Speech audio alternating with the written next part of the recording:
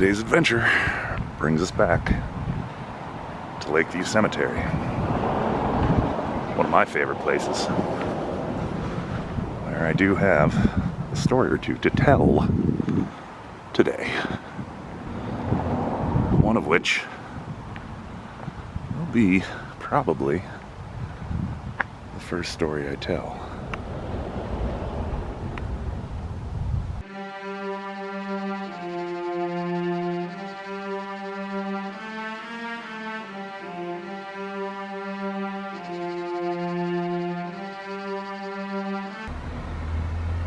And now, one particular story. Now I know exactly where things are after doing extensive research on this cemetery over the years. There seems to be a lot going on here today. Cars.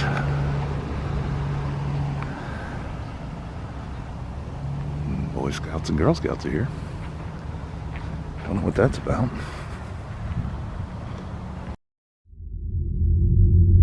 So, this first story that I wanted to tell was about something that is now missing from this cemetery, which most people agree is a good thing. I personally think that it's a good thing, despite how it happened. But right here, right where we are here, it was right here.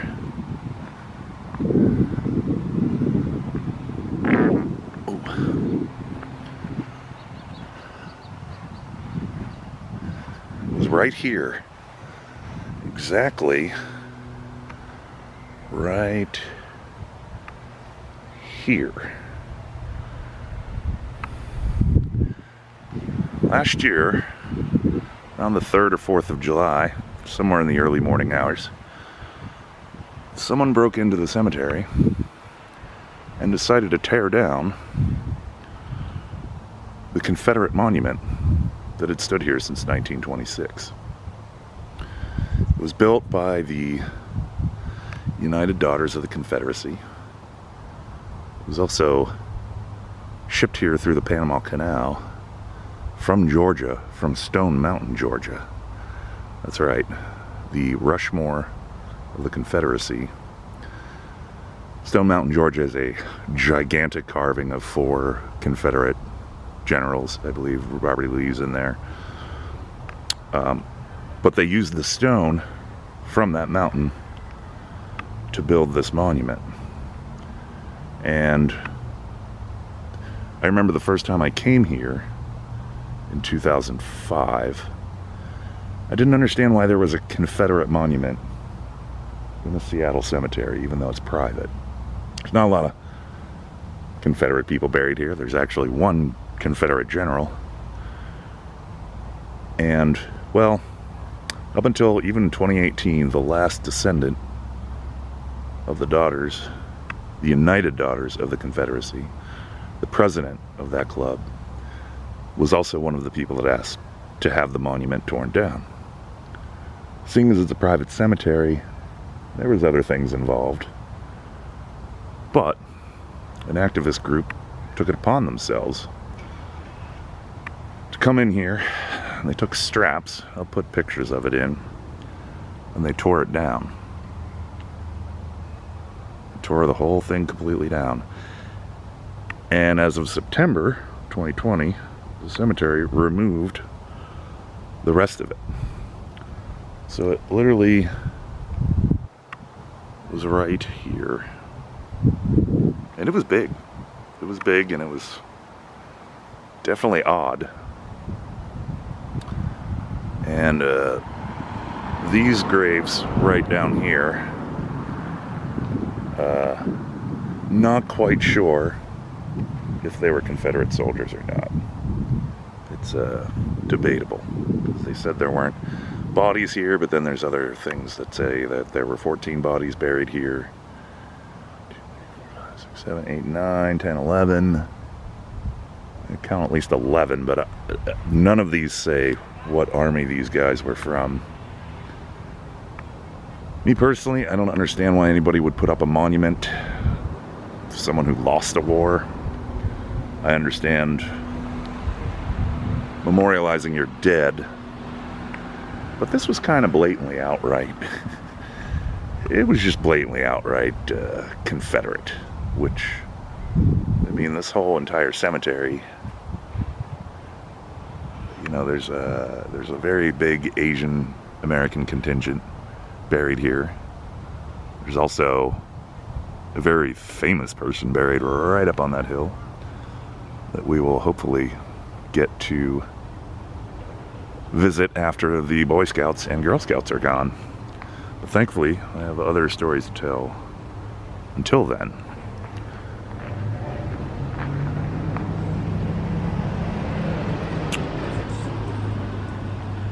But this is the site where it was. And personally, I'm glad it's gone.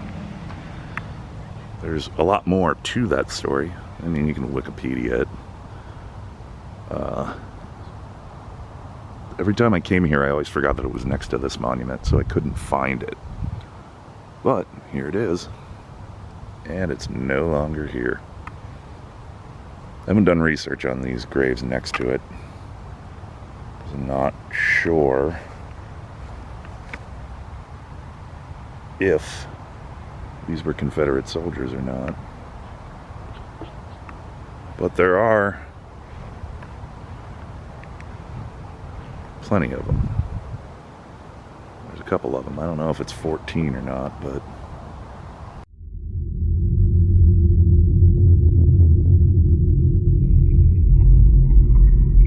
you can't come here without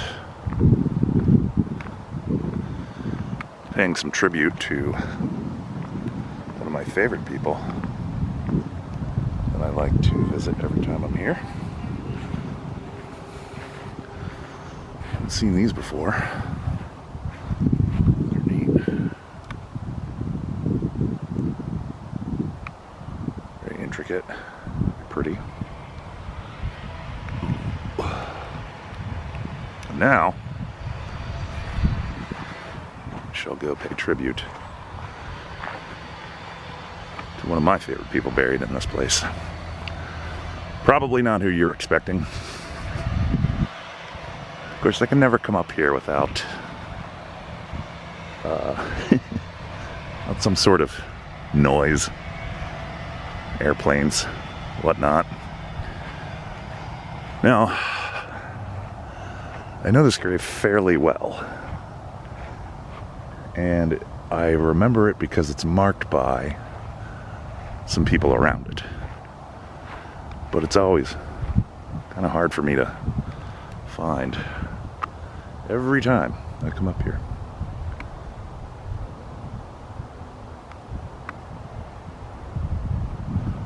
But I believe she is nearby.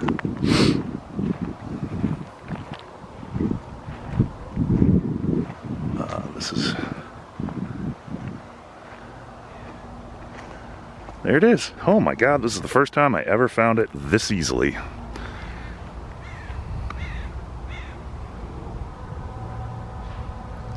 There she is. Mother Damnable, Mary Ann Conklin. Hello, Mother Damnable. I always like to come in and say hi to you when it's possible. I did a vlog on her grave a couple months back, and it's always nice to come visit her when I'm here.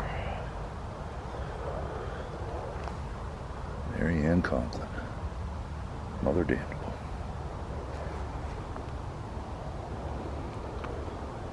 Well, it's time to go and explore a bit more.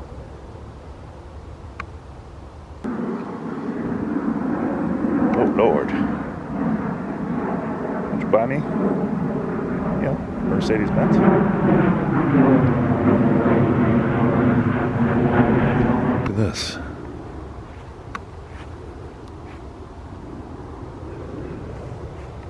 Look at that.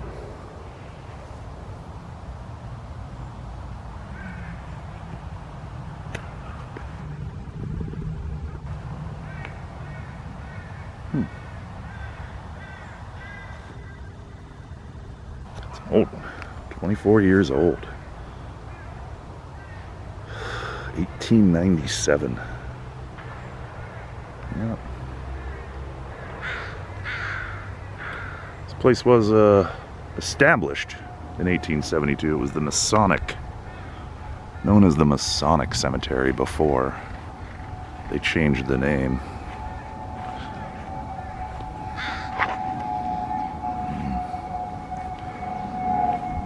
There's some very, very old graves down here. On this end. Airplanes.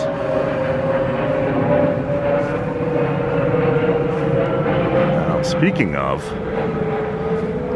pictures, graves with pictures on them, we have this one. Very, very hard to read.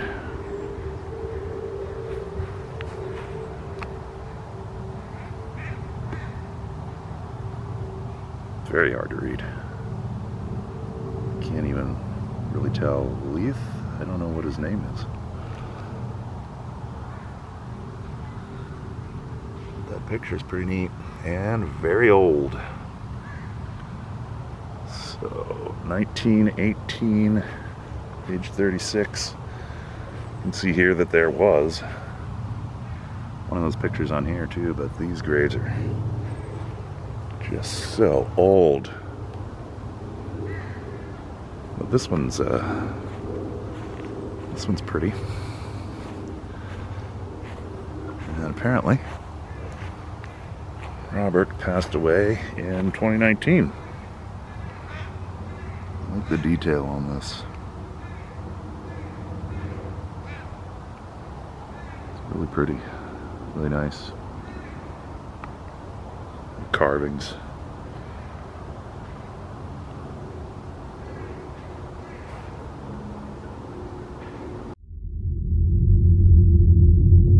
I literally never come over to the side of the graveyard. Oh, here's a newer one. That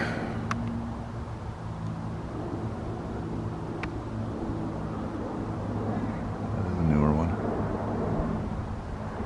And let's go over here for a minute, shall we? These are Russian.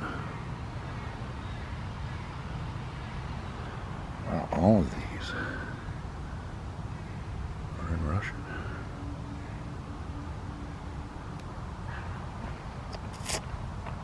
(1845 to 1896). Augusta Henning. Wow. It's amazing to see some of these, and incredibly old a lot of them are. Oh, here we have one. A little dark in here, but there is a... I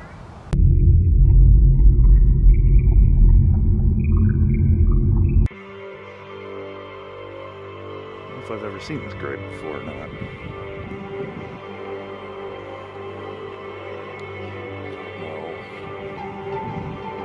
This is.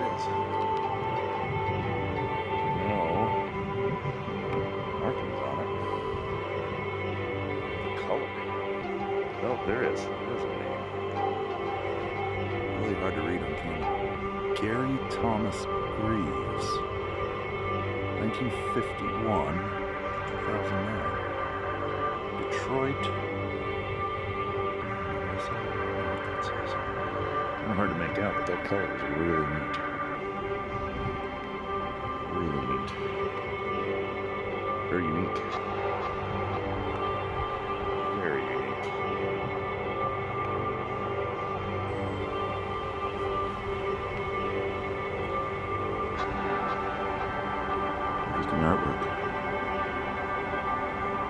looks like it was the artwork. In by your thumbs, right when you get work. Zoom, zoom, zoom.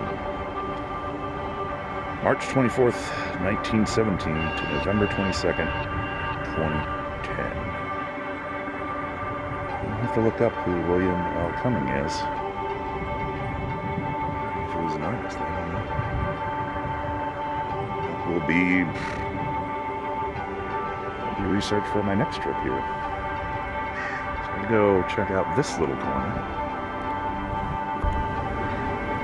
Now, a lot of times, I always forget where things are, and I stumble across them.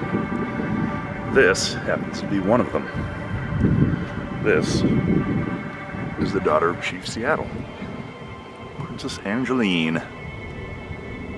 Over here, looking at this grave. Before I stumbled over there. Sculptor, artist. I think it'd be pretty amazing if you were an artist and a sculptor and they used your own artwork for your gravestone or on your gravestone. I think that's a great way to remember who people were. 1981. It's one I hadn't noticed before. For as many times as I come up here, I really go to certain parts and I need to start really paying more attention to the graves around here. And interestingly enough, Princess Angeline, daughter of Chief Self, for whom the city of Seattle is named, was a lifelong supporter of the white settlers. She was converted to Christianity and named by Mrs. D.S. Maynard. Princess Angeline befriended the pioneers during the Indian attack upon Seattle on January 26, 1856. At her request, she was laid to rest near her protector and friend, Henry Yesler. And, without further ado, there is Henry Yesler's grave. Well, actually, I suppose this is Harry Yesler's grave. Henry Yesler. And the Yesler family. One of the prominent people that helped build Seattle. That's their family monument. Died December 16th, 1892. 82 years old.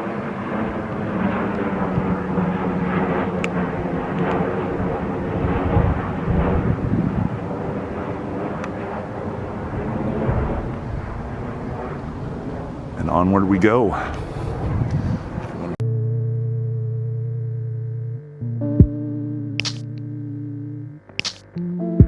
Leary Ferry graves. These guys had their whole families buried here together. They're business partners. I can't remember what I'll have to look it up. Every time I come up here, the most famous grave in the cemetery, which if you look a few years ago, as of the filming of this video, it was July 21st, 2021, which makes it a day after the 48th anniversary of Bruce Lee's death. He died a year after I was born, almost exactly a year after I was born. And you know, I came here to do a neat video, but there's too many people coming now because the guys before me took too long. And now there's family waiting on me. So anyway, they redid the graves. I have my first vlog I came here to do. You should check it out. I'll put the link in the description down below. Now people are waiting on me to move. Anyway, just came to pay my respects on the anniversary. And now I'm gonna hightail it out of here to finish the video.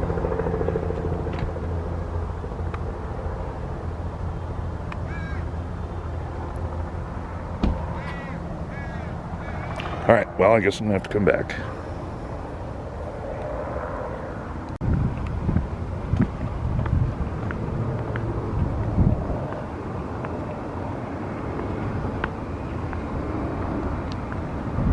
Without any interruptions, hopefully.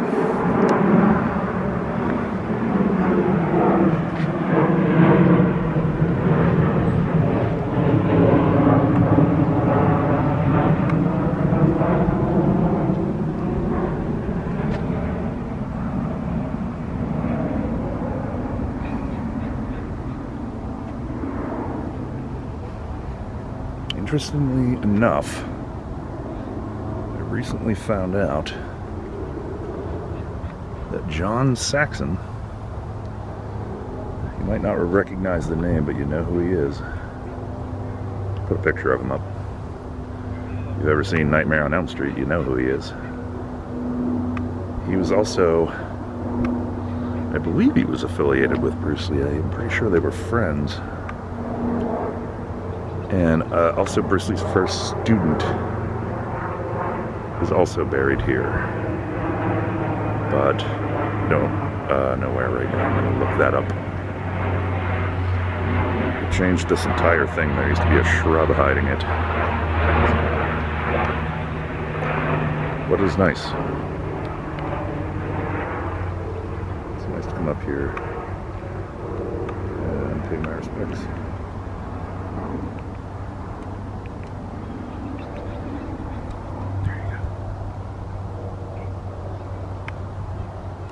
Now, more people coming. It's time to say goodbye.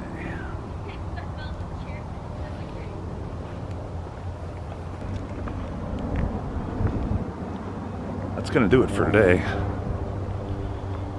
Thanks for tuning in, checking out Bruce Lee's grave.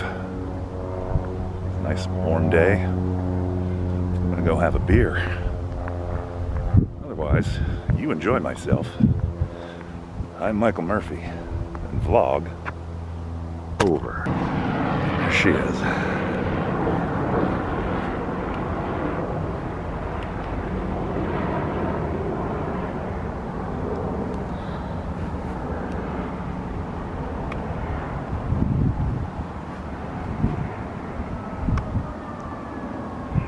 Vlog